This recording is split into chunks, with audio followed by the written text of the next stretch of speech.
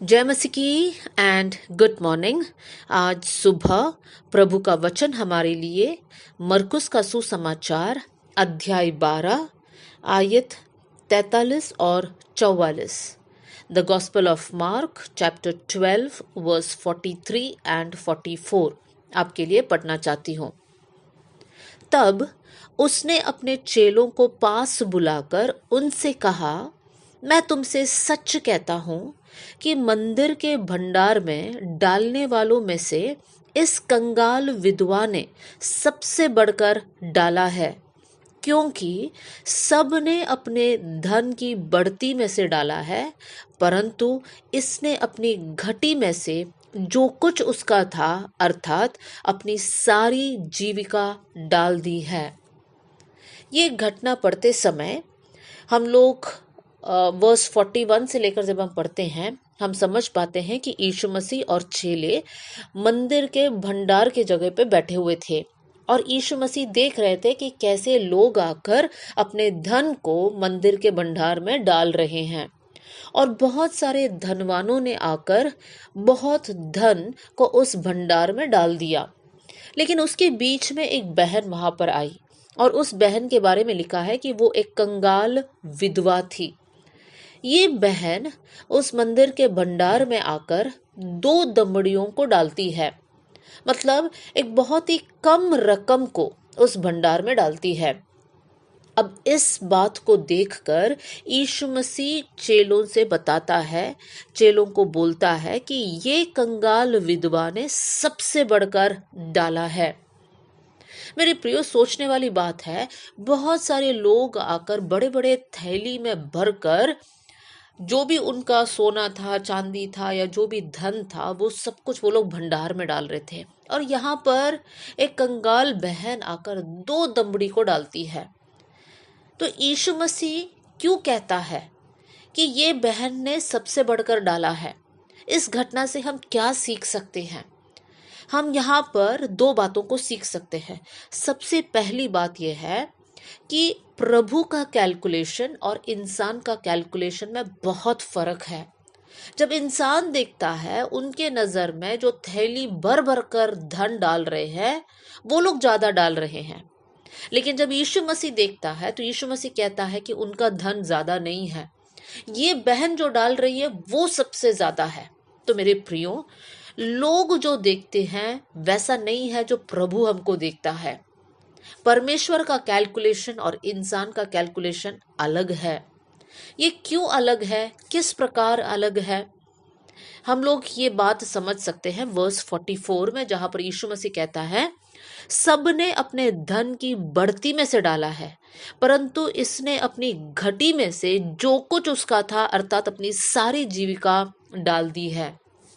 यीशु मसीह यहाँ पर कहता है कि ये धनवानों ने जो डाला है वो अपने धन का बहुत बढ़ती में से डाला है, मतलब ये डालने के बाद भी धनवानों के पास बहुत सारा धन बाकी बचा हुआ है। लेकिन ये बहन जो 2 दमड़ी डाला, उनके पास बाकी कुछ भी नहीं बचा हुआ है।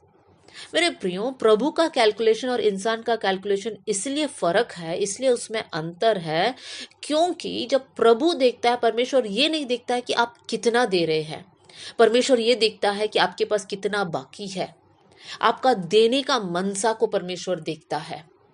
और इसलिए परमेश्वर कहता है कि जितने भी धनवानों ने धन डाला, उससे भी बढ़कर इस कंगाल विधवा ने डाला है।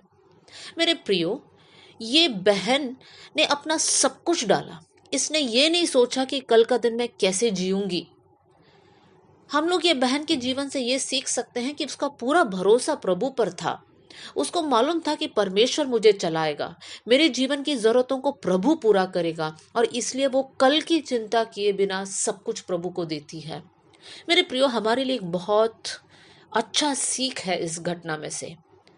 एक आयत आपके सामने रखना चाहती हूँ और वो है प्रेरितों का किताब 20वां अध्याय और 35वीं आयत, एक्ट्स 20:35। यहाँ पर यीशु मसीह के शब्द को बताया गया है, जहाँ पर लिखा है कि लेने से देना धन्य है।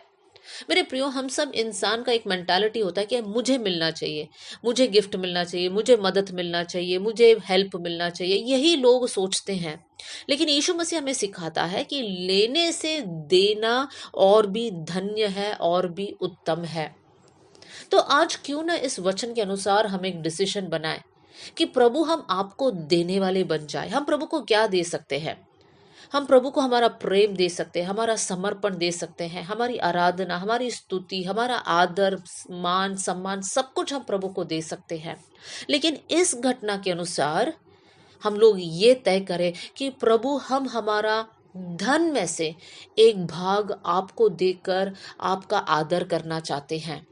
पुराने नियम में दशवांश का एक सिद्धांत था। मतलब लोगों के पास जितना आशीष मिला उसमें से एक 10वां हिस्सा उनको प्रभु के भवन में देना होता था। लेकिन मेरे प्रियो, नए नियम में दशवांश का सिद्धांत तो नहीं है, लेकिन हम कम से कम दशवांश तो दे। और नहीं, दशवांश नहीं देना चाहते हैं, उससे बढ़कर देना चाहते हैं, तो बहुत अच्छी बात है। प्रभु उसके लिए आपको आदर करेगा, आपको प्रतिफल देगा। लेकिन हम लोग जो भी हमारे पास है, जब हमारे महीने का तनख्वाह हमारे पास आता है, सबसे पहले हम उसमें से एक भाग निकालकर हम प्रभु के लिए अलग करें, प्रभु की सेवा के लिए हम दें। जिस कलीसिया में आप जाते हैं, उस कलीसिया की सेवकाई और बढ़ोतरी के लिए आप अपना जितना भाग देना चाहते हैं वो ज़रूर दीजिएगा। परमेश्वर आपको आशीष देगा। मेरे प्रियो, देने से कोई कंगाल नहीं होता है, लेकिन देने वालों को परमेश्वर और ज्यादा आशीष देता है। अगर आज आप कंगालपन से होकर जा रहे हैं तो चेक करके देख लीजिए, क्या आप प्रभु की सेवकाई के लिए दे रहे हैं? अगर नहीं दे रहे हैं तो वो रीजन कि आप आशीष नहीं पा रहे हैं। लेकिन अगर आप देने वाले इंसान हैं तो परमेश्वर का आशीष आपके ऊपर जरूर आएगा। आज हम लोग एक समर्पण करें। आइए हम लोग प्रार्थना करें। स्वर्गीय पिता, आज का वचन के लिए मैं धन्यवाद करती हूँ प्रभु जी। परमेश्वर पिता, ये कंगाल विधवा ने आपको आदर किया, उसके पास जो कुछ था प्रभु जी, कल की चिंता किए बिना उसने सब कुछ प्रभु मंदिर के भंडार में डाल दिया प्रभु जी।